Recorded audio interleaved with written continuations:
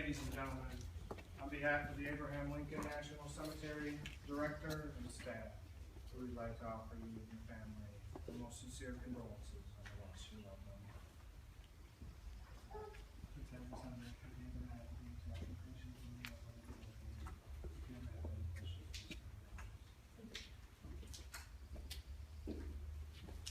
At this time, the Abraham Lincoln National Cemetery Memorial Squad and the United States Army will render honors. During this, there will be 3 rifle volleys. These volleys can be extremely loud, and we recommend that you cover your ears, especially small children. Also, if you have any electronic devices, please silence them at this time.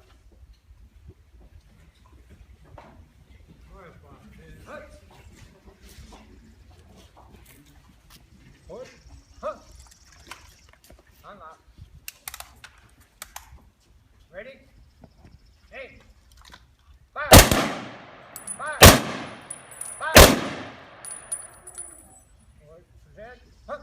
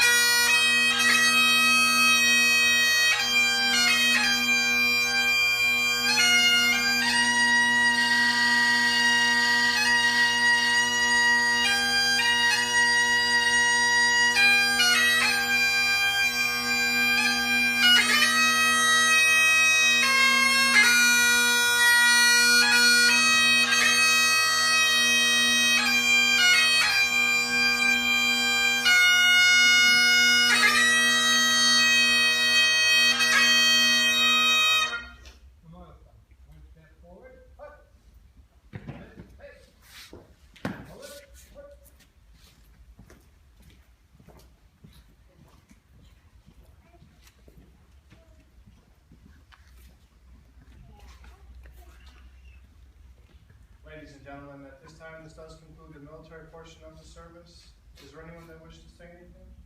Yes.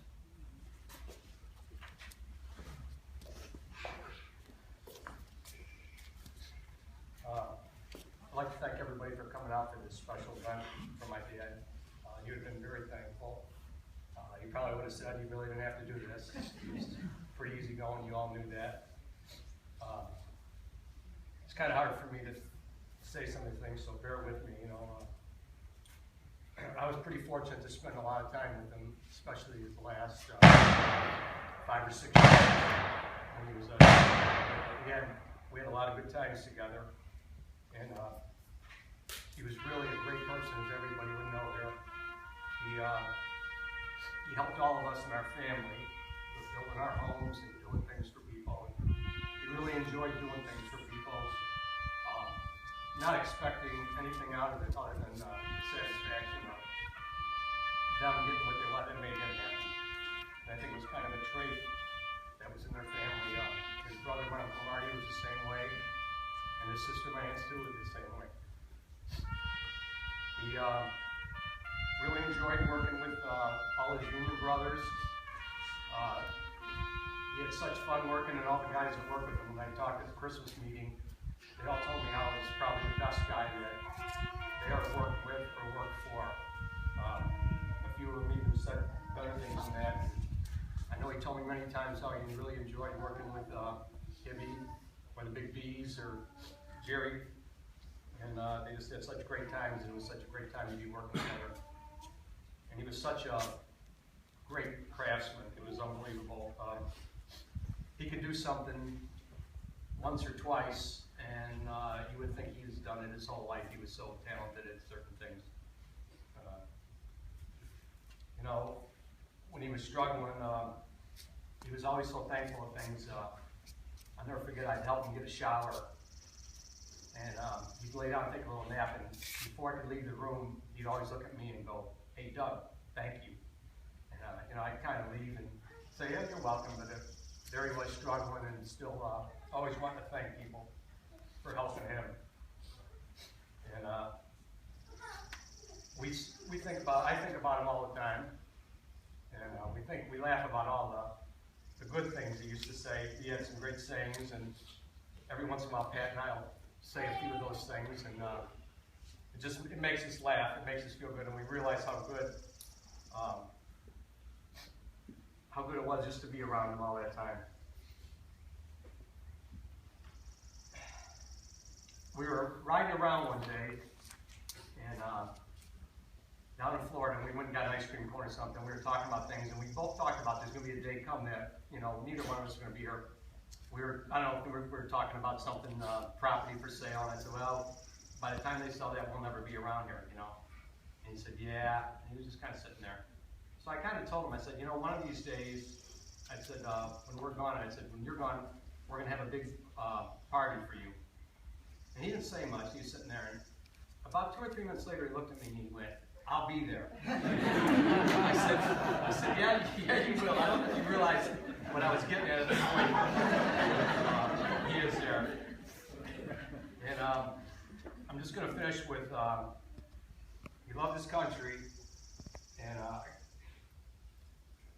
couldn't think of a more fitting place for him to be with all the other brave men and women who served his country. So thank you.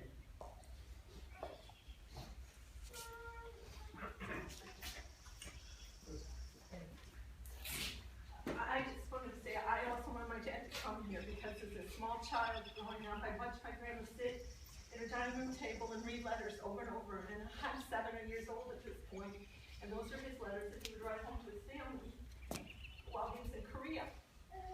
I did a lot of work in getting my dad trying to get him in the VA system, and I found out a lot more about his service. And I finally read his letters that my aunt gave me when my grandma died. And in them was a young man who just turned 18 years old, who went off to service, freezing cold in Korea, and thanking his mother, always thanking people, thanking his mother for sending the socks and the peanut butter that he loved and the cheese that he loved. And he spent more time protecting that than himself. And to this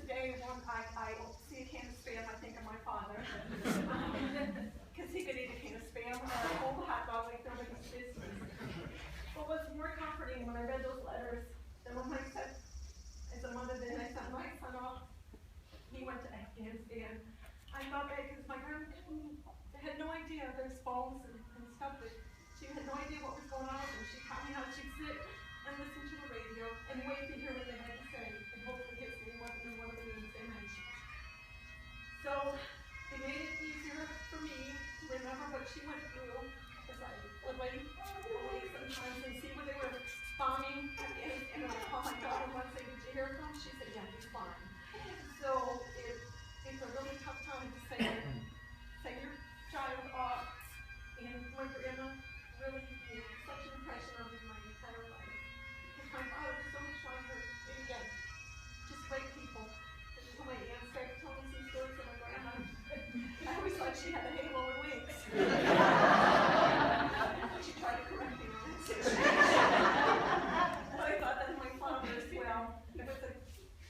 He was a great man, and I'm going to end it with one time I was doing a building, and one of the guys down there said, I can build it. I know how your dad would tell you no. And my husband interjected and said, no, you're wrong. Her father never told her no. But Dad, I hope you know I told him you were the best dad in the whole wide world, and I just hope I could do as good with that. And I cursed my son when I said I'm going to do to my granddaughters, but his mother, my mother's mother, did for me. They were such good people. So with that, I leave you, my son, Captain Willis. Grandpa would be proud of you, Jacob.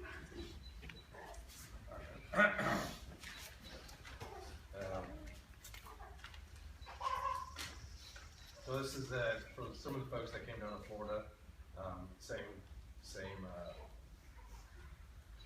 writing. Today we are gathered here to honor Sergeant James Theobald's life. He was born on January 1st, 1935 and joined the United States Army 18 years later.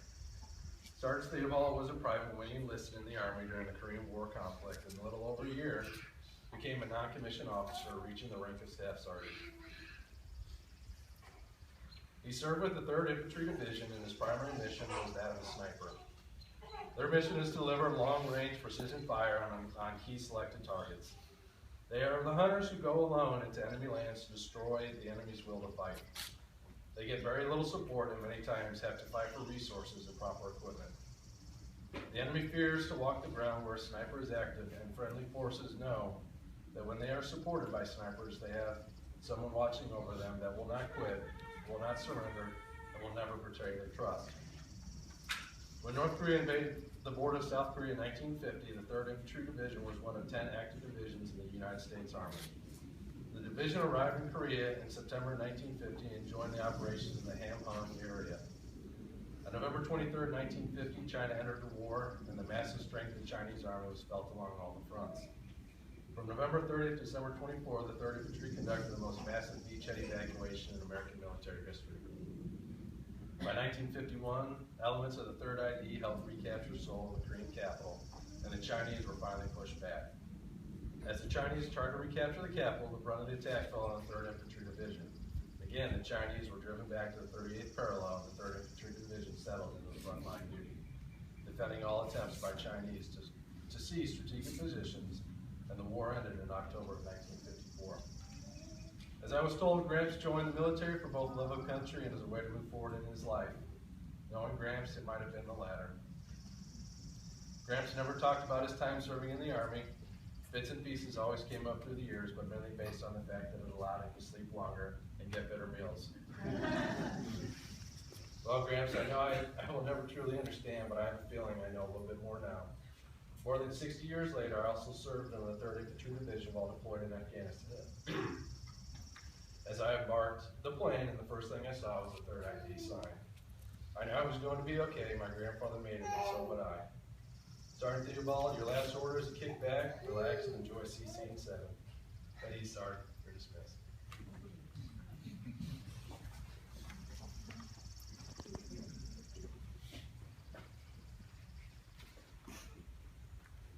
You all know me, I'm not really at a loss for words, but tonight I don't really have too much to say, except I want to thank everyone for coming. And Jim would have loved seeing you here. And I had the best man in the whole world for 60 years, and can't wait to be with him again. But thank you all again.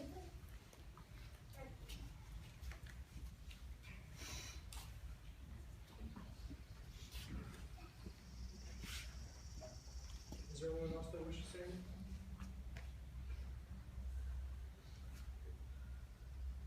At this time, this does conclude the services here today for your loved one.